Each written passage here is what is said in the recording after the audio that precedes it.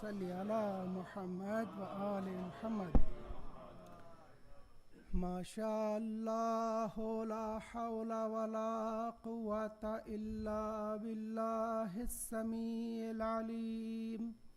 بسم الله الرحمن الرحيم. الحمد لله الذي لا يبلغ مدحته القائلون ولا يحصي نعماءه العادون ولا يؤدي حقه المجتهدون الذي ليس لصفته حد محدود ولا نعت موجود ولا وقت معدود ولا أجل ممدود. ثم الصلاة والسلام والتحية والإكرام على أشرف الأنبياء والمرسلين سيدنا ونبينا وحبيب قلوبنا وطبيب نفوسنا وشفيع ذنوبنا العبد المؤيد والرسول المسدد المصطفى الأمجد المحمود الأحمد حبيب إله العالمين أبي القاسم محمد صلى وأهل بيته الطيبين الطاهرين المعصومين المظلومين الذين أذهب الله عنهم الرجس وطهرهم تطهيرا. صلى على محمد. واللعنة الدائمة على أعدائهم أجمعين من أول يوم ظلمهم إلى لقاء يوم الدين. أما بعد، فقد قال الله سبحانه وتعالى في محكم كتابه الحكيم: بسم الله الرحمن الرحيم. كل نفس ذائقة الموت. صلوات please. اللهم صل على محمد وآل محمد وعجل فرجهم. Quickly, I will echo most of what Brother Asad Saab said.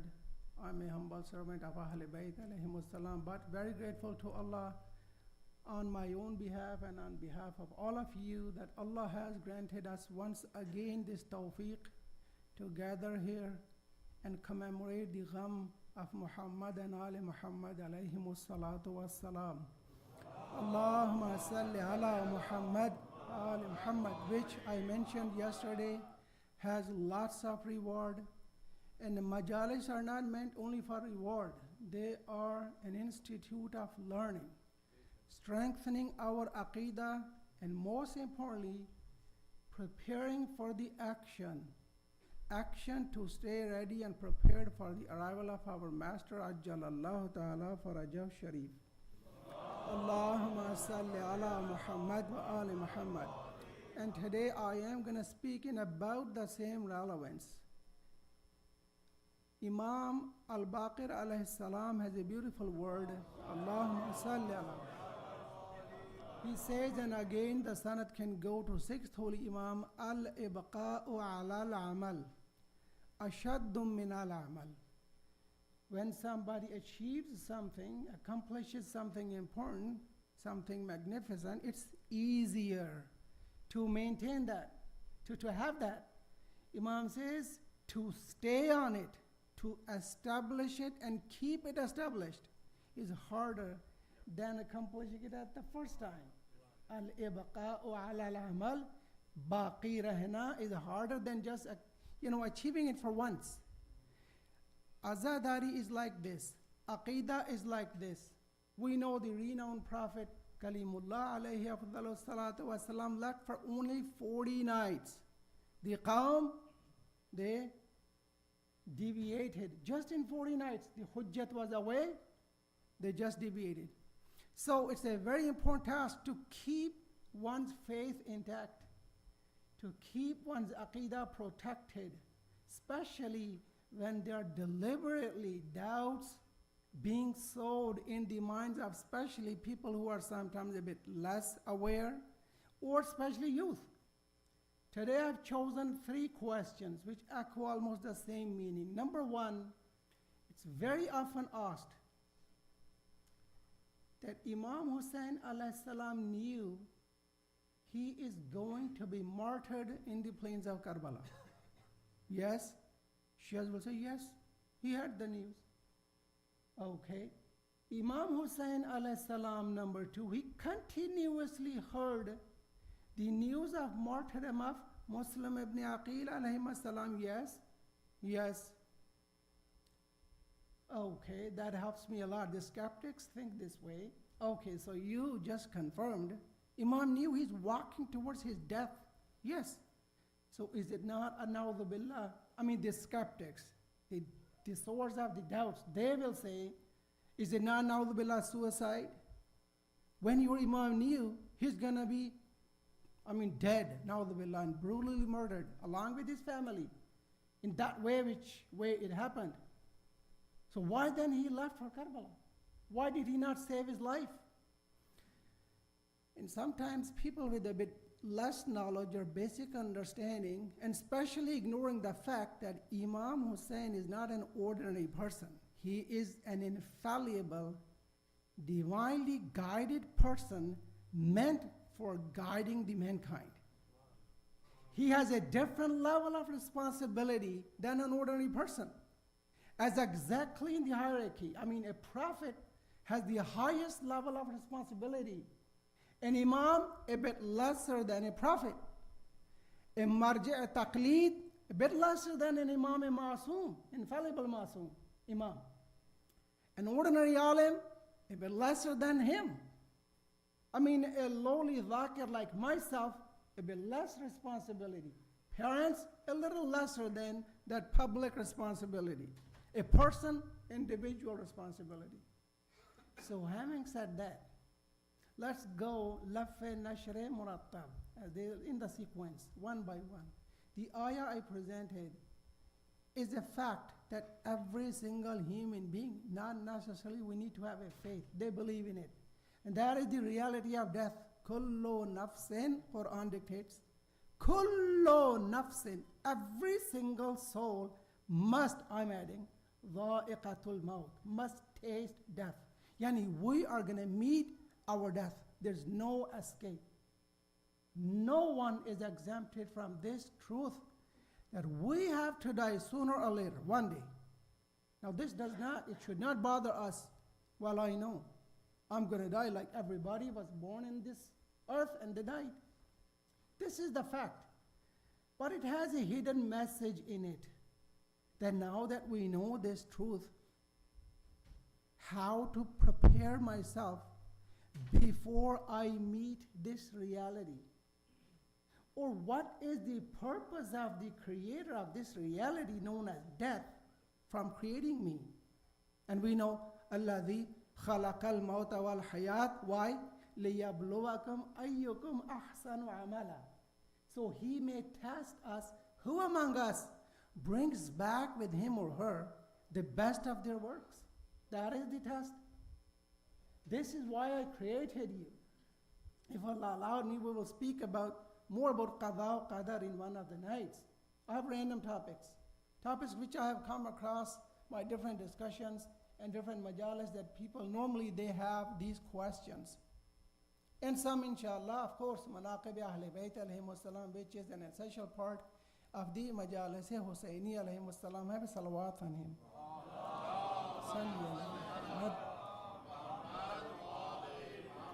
So one, before putting this question on the table, should know who Imam Hussain is. Sayyidu Shabab Ahlil Jannah, number 1. He is the master of the youth of paradise, uttered by the greatest apostle of Allah, alayhi alafu tahiyatu wa thana. Number 2, he was the one of 2 youth who used to ride on the shoulders of Rasulullah sallallahu alayhi wa sallam. This brings a huge responsibility. It did not come for free. One day, let me just to give you the magnitude of this riwayah. One day Rasulullah is walking by along his companions in the streets of Medina. Hadith doesn't say he came out of the masjid. It says that he was walking in the streets of Medina. From the front, Imam Hussain alayhi salam was coming. He's a young Imam, apparently 6-7 years of age max. As soon as Rasulullah sees him, he opens up his arms. Yani, Hussein, come. You want to embrace him, hug him. Ajib. Hadith says Imam Hussain came once, he will just divert towards the right side of Nana, avoiding him that he's playing with Rasulullah. Once he will go towards the left of him, and Rasulullah is laughing.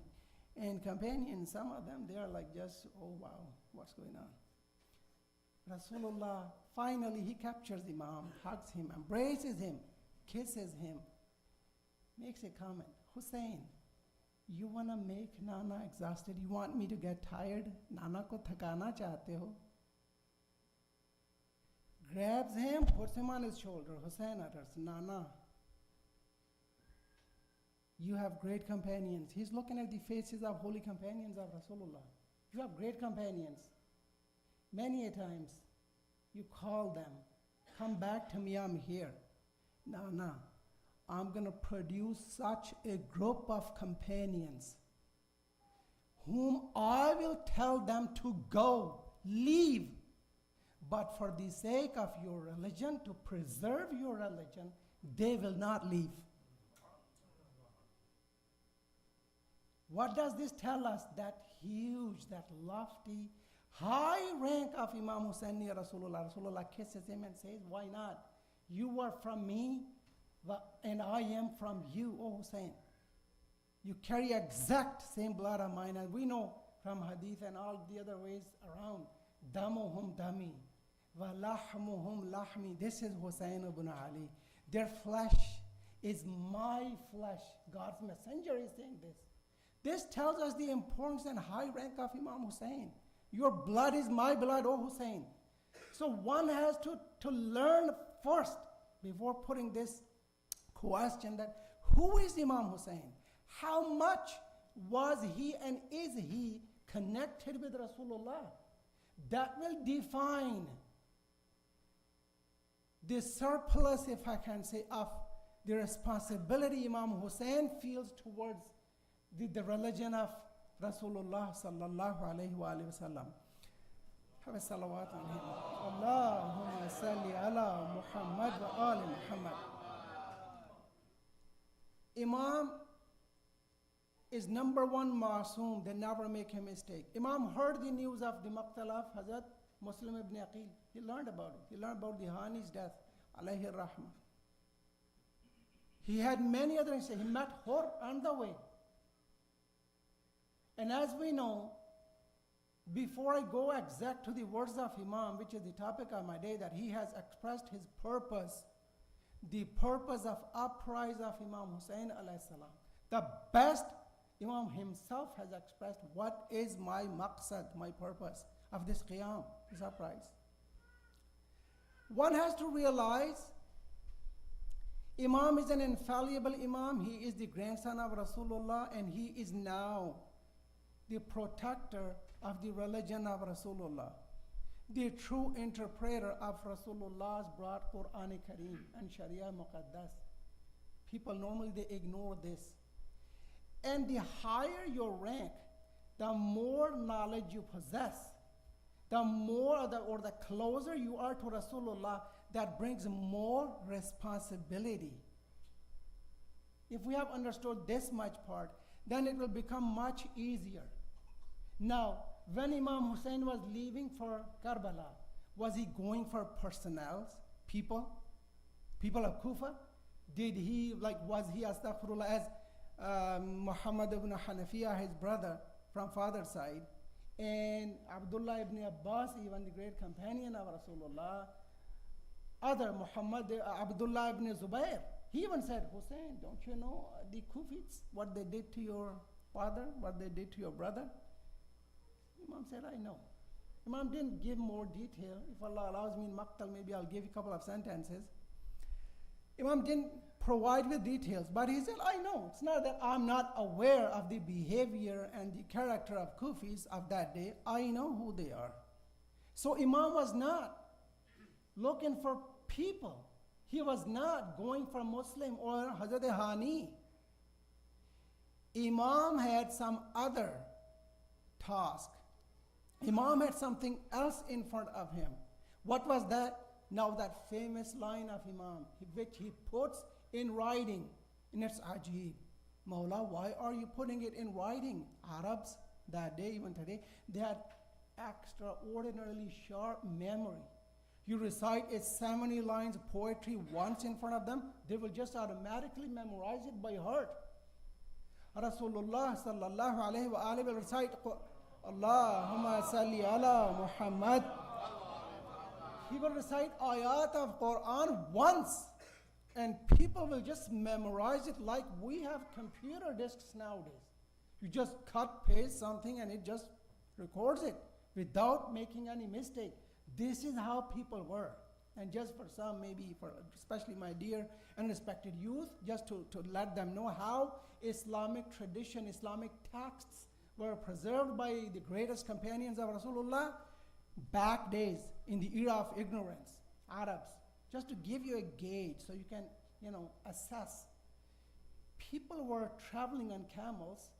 Many tribes, in their imagination, within their mind, they will play the game of chess in their mind without having a board, a physical board. This is how sharp their memory was. They knew where were if they're different, pawns, their horses, whatever they are. This is how sharp their memory was. So please do not be like amazed that, just listen. When I memorize the hadith, sometimes I repeat 10 times. Honestly, 15 times to memorize a hadith. So I know it by heart.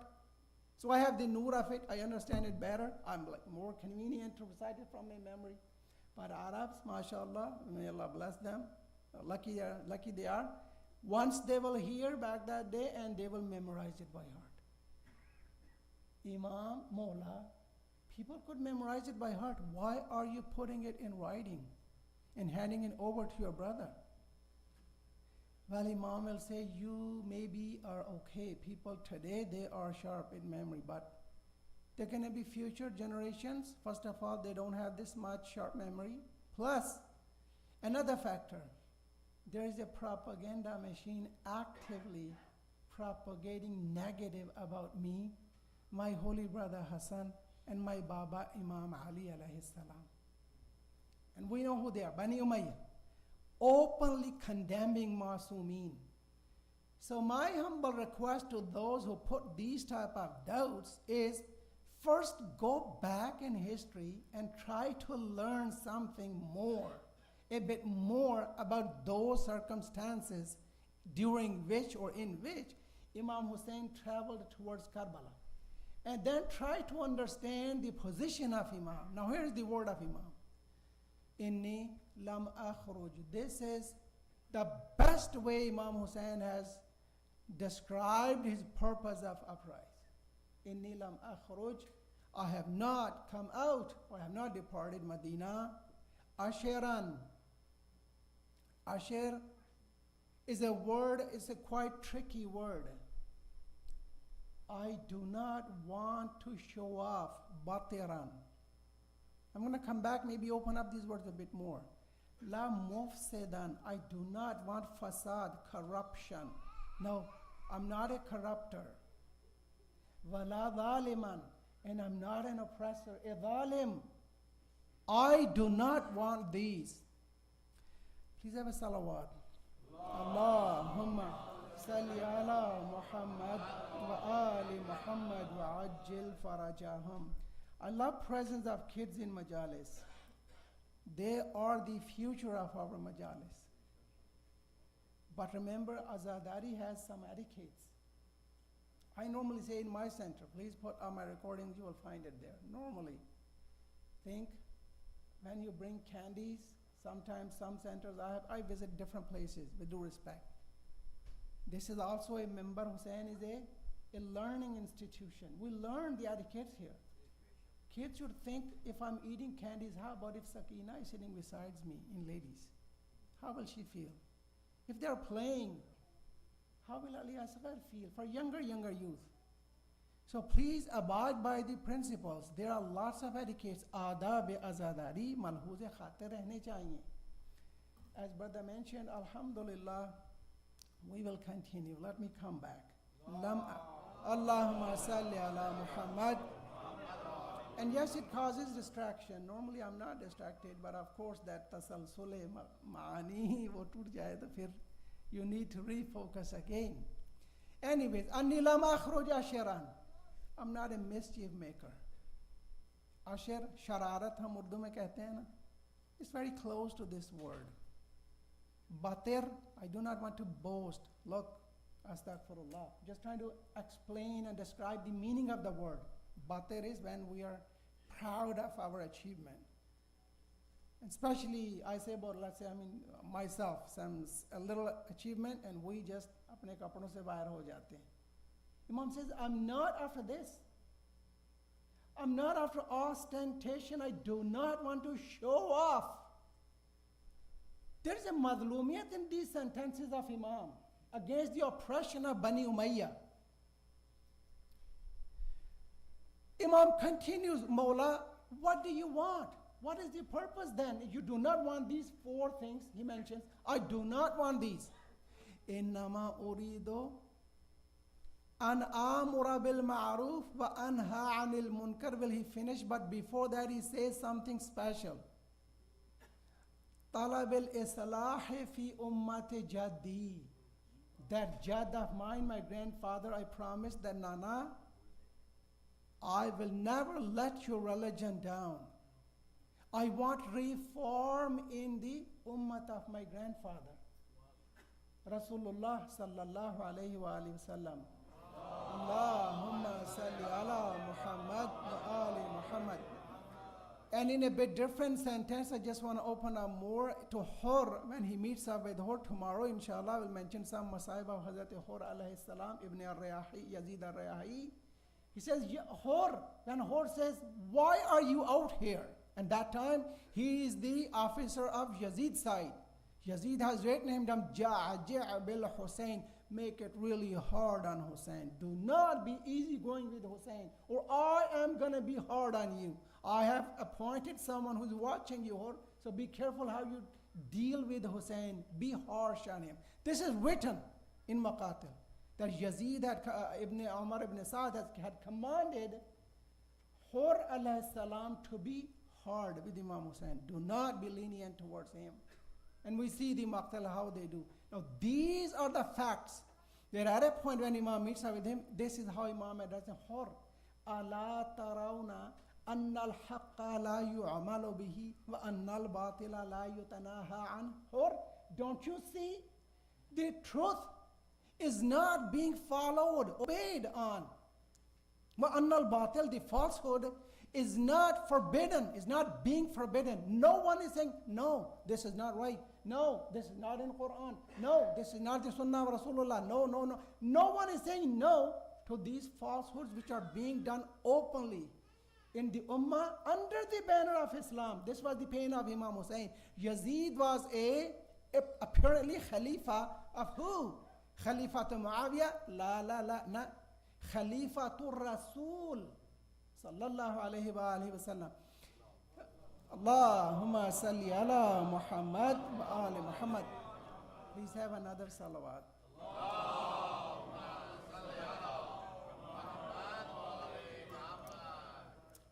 It's a bit tense, thoda sakht ho gaya. Let me give you a bit sweetener. One day, Imam Ali is walking by with Rasulullah. They just sit down under a date palm tree.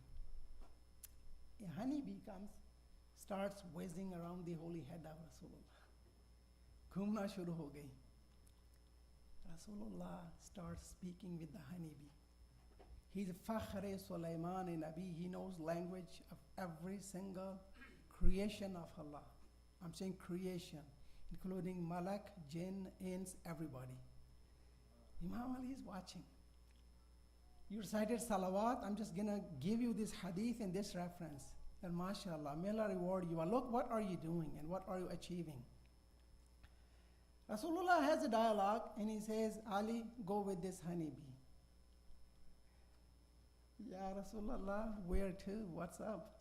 He says, this honeybee came, said salam to me and said that there is a nest close by and they have, they're honey bee who, and they have prepared some honey for us. They wanted to invite us for lunch.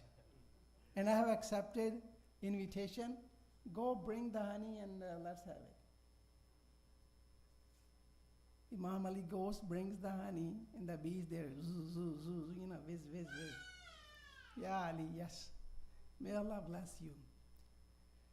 Ya Rasulullah, the honeybee starts the dialogue again. Rasulullah replies. Rasulullah asks something. Okay. Ya Ali, did you understand what was this honeybee saying? And that is to teach us. Ali knows. Imam Ali also knows the language of the honeybee and every other possible creation of Allah. But he wants to teach us the etiquette. This is the adab aliyah. He says, Allahu wa rasuluhu a'lam. Allah and His apostle, they know the best. Yani, you please explain for me. Rasulullah says, I asked this honeybee, how come your honey is so tasty and so sweet and so pure? Itna saaf kaise tum bana leti ho?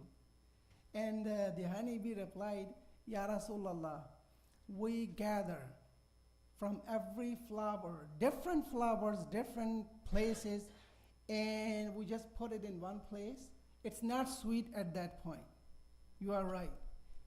We recite 3 salawats on our captured honey, and it becomes the way you feel it now. Allahumma salli ala Muhammad wa ali Muhammad. तो ये जो शहद में खुशबू और मिठास है, ये ज़िक्र सलावत अला मुहम्मद नाले मुहम्मद की बरकत से. Allahumma salli ala Muhammad. So my humble request, bring more and more sweetener to your majalis and your iman and your a'mal. Inshallah, one day I will speak about the thawab and shafa'at of Ahlul Bayt alayhimus salam. And there I'll mention some more about the salawat. Allahumma salli ala Muhammad wa ali Muhammad. So hur ala tarawna. Don't you see? And it is so widespread. It is so dominant in our society that Imam Hussain is saying as it's a common now. Don't you see? Ala tarawna. Don't you see? It's not being done. It's going the opposite way. And Imam puts in details, and I have to quickly give you some keywords. Ala wa inna ha'ula'i qad lazimu ta'ata shaitan. Indeed, these rulers, meaning Bani Umayyah, Imam addresses, they have obligated unto them to obey shaitan instead of ar-Rahman. Azza wa Jal wa taraku ta'at ar-Rahman. They have abandoned the obedience of Allah. Wa adharul fasad. They have made corruption manifested in the society. How can Hussain sit in rest? Well, this is all being done and he is still alive and intact. Hussain ke hote ye nahi ho sakta. Wa attalul hudud. They have invalidated the limits of Allah Jalla Shanu. Which limits, Mawla? You explain. Ahallu haram Allah. And the opposite. They have made haram of Allah halal and halal of Allah haram. While Rasulullah said what to Imam Hussain? Halalu Muhammadin halalun ila yawmil qiyamah wa haramu Muhammadin haramun ila yawmil qiyamah.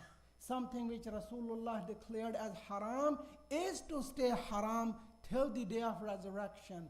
And the opposite is also going to stay till the day of resurrection. Now knowing this, this is what makes Imam Hussain alayhi salam obligated, and he makes, and Tabari reports that ana ahaqqu min ghairin, I am the most befitting to do this amr bil ma'ruf and do this islah reform of the ummah of my grandfather Rasulullah sallallahu alayhi wa sallam. So having said these, having these beautiful words of Imam in mind, now this is concrete clear, crystal clear rather, and will make our Iman unshakable and concrete and solid, knowing that Imam had the responsibility to speak the truth and do the Amr bil Ma'ruf and Nahi anil Munkar for the purpose of Islahi Ummat Jaddi, reform of the Ummat of Nana sallallahu alayhi wa alihi. And what did he do? I heard once Maulana Muhammad Radavi Hafidhahullah, a great analogy. He says when the patient among doctors, they are losing hope. They give them, different healings. They sometimes give them injection when pills have failed. When everything is failed, they give them a shock treatment. Maulana explains, I loved it, that Imam Hussain saw the nation, the Ummah of Rasulullah, in a deep sleep of desires, deep sleep of misrepresentation and disinformation propaganda machines of Bani Umayyah, and a wide angle of deviation from the true Sirat-e-Mustaqim. And as we know, the cost is really high. When the deviation is more, the sleep is deeper, you have to give them a harder shock. You have to really wake them up. Abhi Maulana soye ho, or really tired. You have to give me a good shake. Maulana, get up, it's majlis time. Isn't it? I'm just trying to make it a bit light. Imam's mission was so hard. He gave his holy life even to give the shock treatment to the sleeping ummah in desires and negligence and sometimes reluctance. Betarghibi, beraghabati thi unhe Nana ki ummat se. But Hussain could not be like that. Why, Mawla? Why? The purpose is to preserve the true meaning of Quran. Because Yazid was openly reciting lines like La'ibat Hashimu bil mulk, Fala khabarun ja'a wala wahyun nazal. No wahi came, no, astaghfirullah. Now, but this is he uttered in the court of his when the prisoners of Ahl Bayt were brought in front of him, boasting his victory. Bibi Zainab gave him a good reply. One day, if Allah allows, we will speak one day about the khutbah Zainabi Aliyah. Have a salawat on her. Allahumma salli ala Muhammad wa ali Muhammad wa ajil farajahum. For now, just this much is sufficient. Imam woke up the sleeping ummah. He really shook them hard. And the purpose was so they know the true meaning of Islam. They abandoned the misrepresentation done by Yazid of Islam. So that generation learns what is the true meaning of Islam and Sunnah and Quran, and then it is passed generation over generation to the final generation when the warith, the heir of this true religion is going to come, who is Assalamu alayka ya Sharik al-Quran, who is the one, the other pair of Thaqalain, which Rasulullah left as his legacy. Inni tarikun fikumus Thaqalain. I'm leaving two heavy things, two strong things for you to hold on to, that if you hold fast onto those, lan tadillu ba'di abada. One of them is Quran Kareem, and one of them is Itratun Nabi sallallahu alayhi wa alihi wa sallam. Allahumma salli ala Muhammad wa ali Muhammad. And the purpose of myself and you today here is to accomplish exactly the same mission. To do exactly the same job by educating ourselves first, as I wanted to mention in the purpose, in a beautiful hadith which is infallible hadith. It's a repeated hadith, 8th Imam. Imam said, Rahimallahu imra'an ahya amrana. May Allah have mercy on a person who revives our mission. Ravi said, Ya Rasulallah, kaifa yuhyi amrakum. How can one revive your mission? How can we renew that? Imam says, Yata'allamu ulumana, phase number one, or step number one. he learns our sciences, our ulum, plural of ilm, وَيُعَلِّمُهَا النَّاسِ. Phrase number 2, then he teaches it to others. Look, this is how we revive the true meaning of Islam, Quran, Azadari. This is by Masumeen taught to us. Preserve our message the way we are giving it to you. The way our forefather Imams handed over to you, preserve it, learn it first, then pass over. Now if the step number 1 is missing, no learning, just explaining, just mentioning, they're very prone to making mistakes. Because when I don't know, I can easily make a mistake. But when I have learned the crux of the matter, I know the issue. Maybe my explanation is that, well, क्या है? घरचे के अल्फाज में क्या शायद के तेरे दिल में उतर जाए मेरी बात. The first misra, I'm just reading out of my thought. अंदाज़ बयां घरचे कुछ शौख नहीं है, शायद के उतर जाए तेरे दिल में मेरी बात. Yani maybe my way of explanation is not that eloquent, not that straightforward, not that simplified meaning I'm presenting. But if I know the essence of the meaning, I know oneness of Allah, one God, not many gods. So it doesn't matter which word, how, which phrase I use.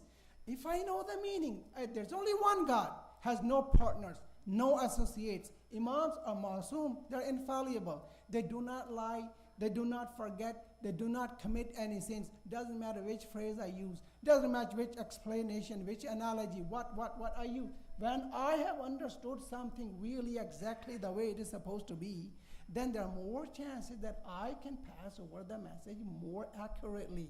But when I'm missing the step 1, يَتَعَلَّمُ عُلُومَنَا, he learns our sciences first, and then يُعَلِّمُهَا النَّاسِ, then they're going to be missed. Why I'm mentioning this with so much emphasis? Because many a times people bring me a clip, Maulana, this Zakir, this speaker is saying something, is that true? And I start scratching my head. Ya Ali, please have a salawat. Allahumma salli ala Muhammad wa ali Muhammad. And you know the answer. We match with Quran Kareem. Is the Zakir, is the Khatib, is the respected speaker. I'm not speaking about our respected scholars. Our scholars are learned people. Shiite scholars are the most trustworthy scholars in the Muslim nation. I can guarantee you and bet my life on this.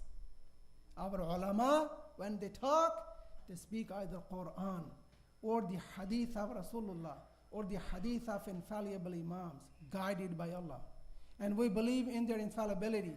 Infallibility has no isyan, no nisyan. They do not forget. There's no forgetful in Masoom's culture.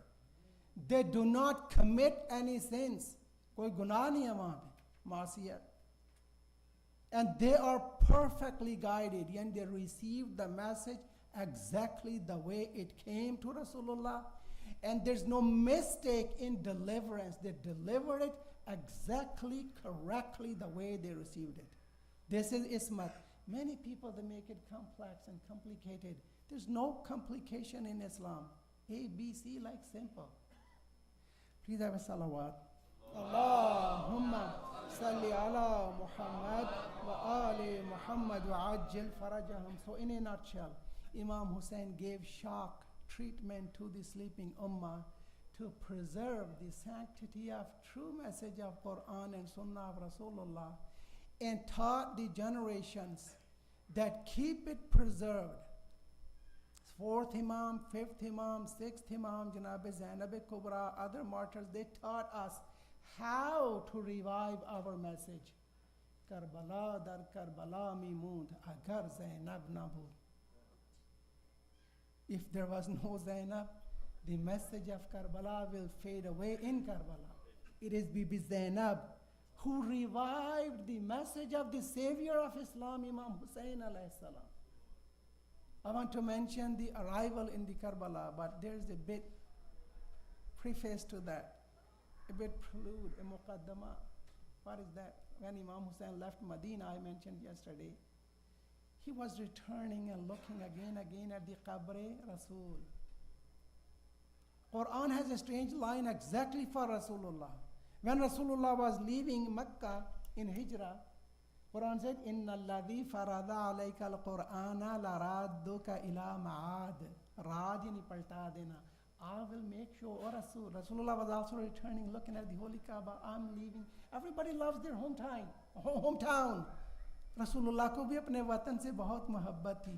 جیسے پیغمبر پاک مڑ مڑ کے خانہ خدا کو دیکھتے جاتے, آنسو بہاتے جاتے اور چلتے جاتے, مولا حسین بھی ایسے ہی پلٹ پلٹ کے قبر کو دیکھتے جاتے, ماں کی قبر کو دیکھتے جاتے اور روتے ہوئے ایک آہستہ آہستہ جملہ کہتے اماں کوئی پلٹ کے آپ کی قبر کی طرف آئے نہ آئے, لیکن حسین جانتا ہے میں اب پلٹ کے نہیں آؤں گا.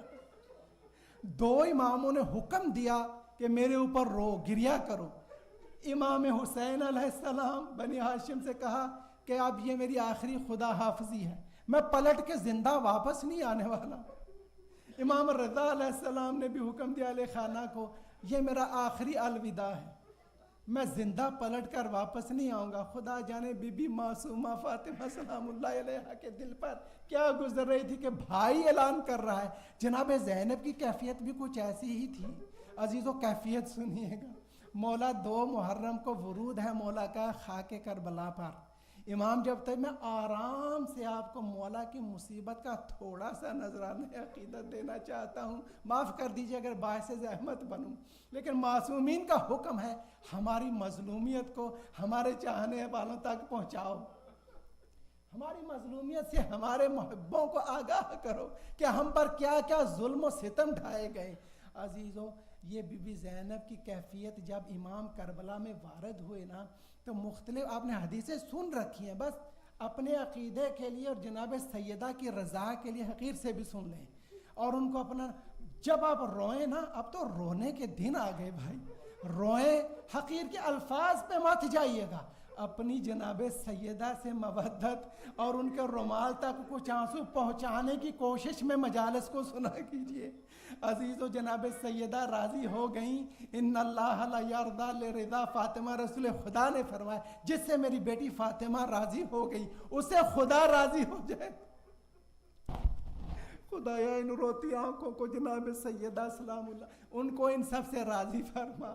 عزیزو امام نے ایک آدمی سے پوچھا جگہ کا نام کیا, اس نے کہا مولا اس کو قادریہ کہتے ہیں. کسی نے کہا کچھ کہتے ہیں کچھ کہتے ہیں. ایک بوڑھے سے شخص سے پوچھا اے شیخ بتاؤ اس زمین کا کیا نام ہے. اس نے کہا اس کو یقال لہا کرب و بلا. اس کا مولا اس کو کرب و بلا کہتے ہیں. امام نے فرمایا انا للہ و انا الیہ راجعون. من کرب و بلا, ہم اللہ سے کرب و بلا سے پناہ مانگتے ہیں. عزیزو امام نے ایک جملہ فرمایا جو سارا مقتل امام نے پڑھ دیا. ہا ہونا محط و رحالنا و مقتل و رجالنا. ابھی ترجمہ کرتا ہوں اپنے الفاظ میں. و مذبح و اطفالنا, مذبح ذبح خانہ, یہاں پہ میرے بچوں کو ذبح کیا جائے گا. مقتل قتل کیا جانا.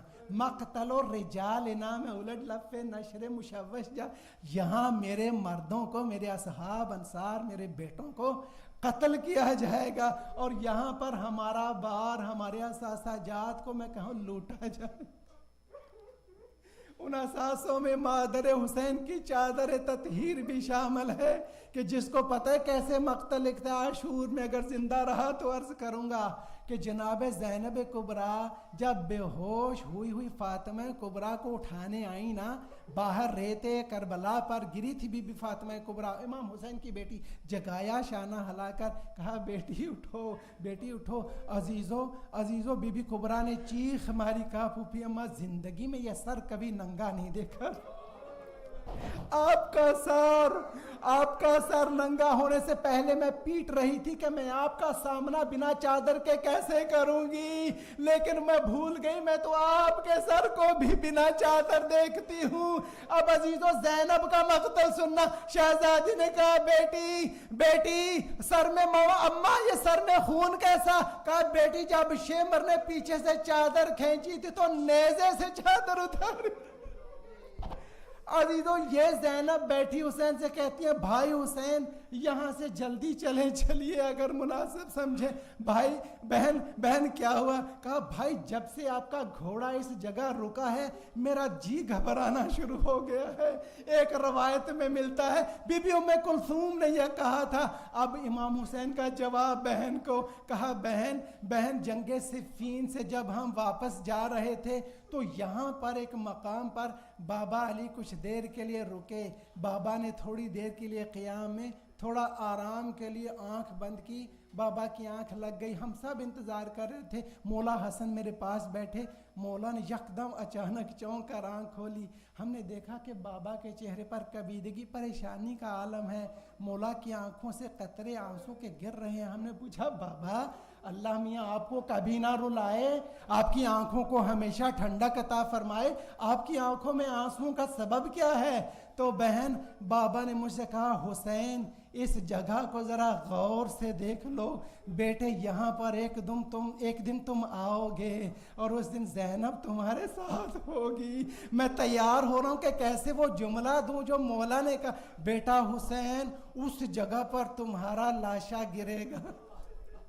حسین وہ جگہ دیکھو یہاں پر اللہ تمہیں ایک بیٹا دے گا علی اکبر ہو بہو شکل پیغمبر, وہاں تیرا اکبر گھوڑے سے گرے.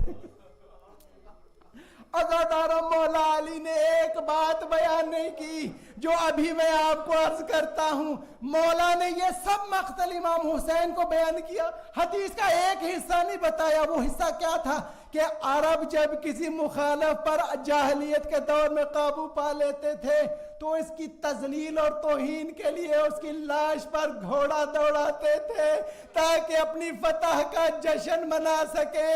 جب عاشور کے دن حسین کو قتل کر دیا گیا تو مولا گویا بتانا چاہ رہے بیٹے عمر سعد ایک بلند آواز کرے گا, مجھے ایسے 10 گھوڑ سوار چاہیے کہ جو حسین کا لاشا پامال کرے اور میری فتح کا جشن. الا لعنت اللہ علی القوم الظالمین وسیعلم الذین ظلموا ای منقلب ینقلبون. پروردگارا ان روتی آنکھوں کو ماں سوائے غم حسین و عباس و زینب و ام کلثوم و سکینہ و اصغر اور تمام شہداء کی کسی غم میں نہ رلا. پروردگارا ہم سب سے قلب پاک فاطمہ زہرا کو راضی و خوشنود فرما.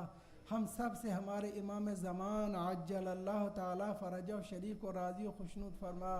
پروردگار عالم جو کوئی حاجات لے کر آئے ہیں بحق جناب زینب کبریٰ کے دل مضطرب اور المصائب ہونے کے ان کی حاجات انہیں عطا فرما. اگر کسی کو اولاد کی حاجت ہے صدقہ علی اصغر ناحق خون کے ان کو پروردگار اولاد نرینہ عطا فرما. کسی کو جاب کی تلاش ہے واسطہ علی قاسم ابن حسن کا مالک ان کو جاب عطا فرما. بھائیوں بہنوں سب کو اپنی حفظ و امان میں رکھ. تمام عالم میں تمام شیعان کو اپنی